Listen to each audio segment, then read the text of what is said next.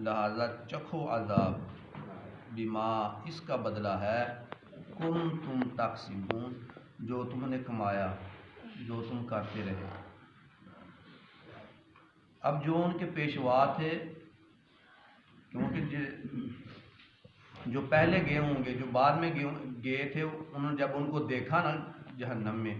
تو وہ کہیں گے یا اللہ ان کو دگنا عذاب دے، کیونکہ ہم ان کے پیچھے لگے ہوئے تھے، انہوں نے ہم کو گمراہ کیا تھا۔ تو اللہ فرمائے گا کہ عذاب دونوں کو برابر ہونا ہے،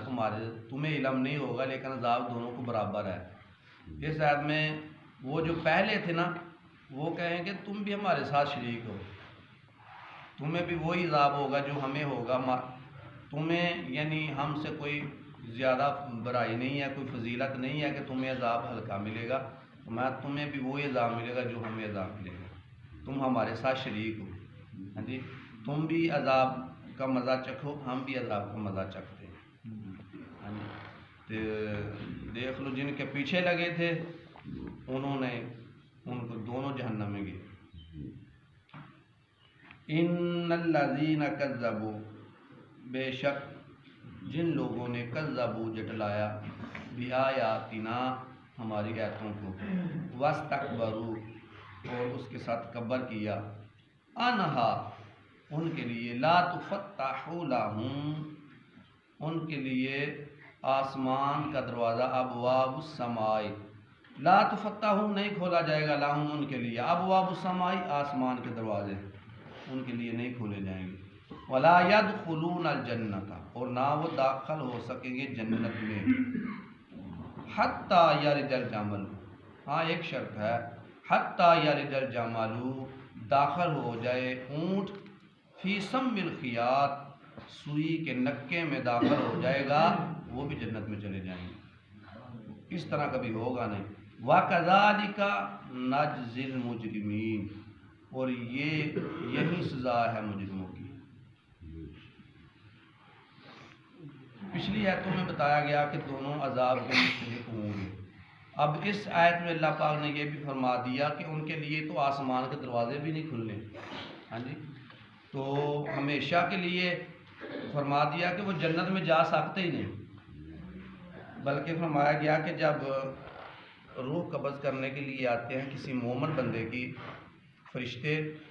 تو ان کے ساتھ کافی فرشتے ہوتے ہیں، تو جب وہ روح آپ حدیث مبارک ہے، حضرت ابو ہریرہ رضی اللہ تعالیٰ عنہ اس حدیث کے راوی ہیں کہ آقا علیہ الصلوۃ والسلام نے جب کسی مومن کی روح قبض کرنے کے لیے آتے ہیں تو آ کر کہتے ہیں اے پاک روح تجھے مبارک ہو، اے پاک جسم سے نکل، اب تجھے اللہ کی بارگاہ میں لے کر جا رہے ہیں اور تجھے جنت کی خوشبو مبارک ہو، تو جنتی ہے، یعنی جب تک اس کی روح نکلتی رہتی ہے اس وقت تک یہ الفاظ کہتے رہتے ہیں فرشتے کہ اے پاک روح نکل، تو اس کو لے کر جب آسمانوں کی طرف چڑھتے ہیں، تو جب آسمان کے قریب جاتے ہیں تو آسمانوں والے فرشتے کہتے ہیں کس شخص کی یہ روح آئی ہے، فرشتوں کو پتہ ہے یہ کہ بندے کا نام کیا تھا، بندہ کس گھرانے سے تعلق رکھنے والا تھا، کام کیا کرتا تھا، تو وہ جو لے کر گئے ہوں گے وہ عرض کریں گے یہ فلاں شخص کی روح ہے، یہ سارا نام پتہ بتائیں گے، تو وہ کہیں گے مرحبا مرحبا اس کو آنے دو، تو وہ روح جو ہے وہ کہتے ہیں دوسرے تیسرے آسمان یہاں تک کہ اللہ تعالیٰ کے عرش کے قریب چلی جاتی ہے۔ تو جب کسی گناہ گار کسی کافر کی روح قبض کرنے کے لیے فرشتے آتے ہیں تو کہتے ہیں کہ اے ناپاک جسم سے نکل اے روح، اور کہتے ہیں کہ گرم پانی اور جہنمیوں کی پیپ پینے والی روح نکل، جب اس کو نکال کے جب تک اس کی روح نکلتی ہوگی اس وقت تک یہ الفاظ کہتے رہیں گے، جب اس کی روح کو نکالا جائے گا تو بڑی سختی کے ساتھ اس کی روح نکالی جائے گی، اس کو سارا ماجرا نظر آ رہا ہوگا، اس کو لے کر جب آسمانوں کی طرف جاتے ہیں تو آسمان سے آواز آتی ہے، آسمان والے جو فرشتے ہیں پہلے آسمان والے فرماتے ہیں یہ کس کی روح ہے، تو وہ کہیں گے یا اللہ یہ کہتے ہیں یہ فلاں شخص کی روح ہے، فرمایا اس کے لیے یعنی یہ تو جہنمی ہے، ہاں جی، اس کو جو بھی بولیں گے کہیں گے یہ اس کو واپس لے جاؤ،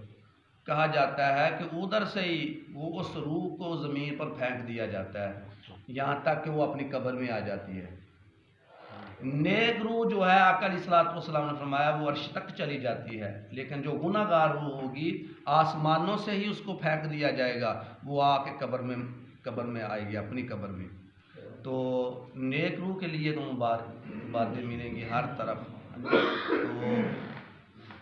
اس لیے بزرگوں نوجوان ساتھیوں،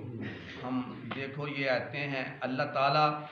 ہمیں معاف فرمائے، یہ آیتوں کو اپنے ذہن میں رکھ کے بندہ اپنی زندگی سنوار سکتا ہے۔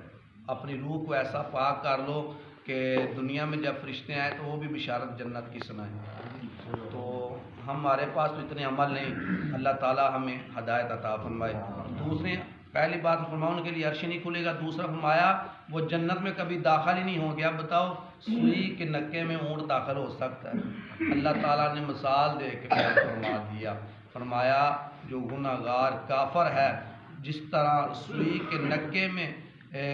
اونٹ نہیں جا سکتا، اسی طرح وہ جنت میں کبھی بھی نہیں جا سکیں گے، وہ کبھی جنت کی خوشبو جا ہی نہیں سکیں گے۔